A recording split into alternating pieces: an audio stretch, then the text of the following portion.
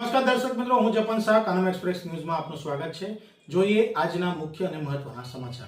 બોડેલીમાંથી આવી રહ્યા છે તાજેતરના સમાચાર। બોડેલી નગરપાલિકા વિસ્તારમાં પાણીની ટાંકીની રેલિંગ તૂટી, રસ્તાની બાજુમાં જ લાંબી રેલિંગ તૂટી નીચે પડી, સદનસીબે કોઈ દુર્ઘટના નહીં।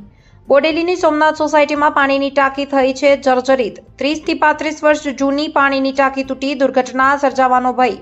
પાણીની ટાંકીના પિલરો પર તિરાડો પડી જતા કોઈ કામગીરી નહીં। જર્જરિત થઈ ગયેલ ટાંકી ઉતારી નવી બનાવવા નગરજનોની માંગ। सोमनाथ सोसाइटी से बोलू छू, भावनाबेन फैशन टच बोडेली।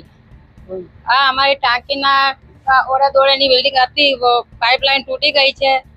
સાંજે તૂટી ગઈ, એક દિવસ વચ્ચે તૂટી હતી। વરસાદ વાવાઝોડું આવે છે તો નુકસાન થાય છે, વારા ઘડીએ પડે છે, લોકો ગાડીઓ બાડીઓ મૂકે છે, અમારે ઘર આગળ છોકરા બધા રમે છે, એવું બધું નુકસાન છે। કેટલી પુરાની ટાંકી છે, કેટલા વર્ષોની ટાંકી છે, નહીં રિપેરિંગ નહીં, પાણી કેટલું ઢોરાય છે, કરે છે।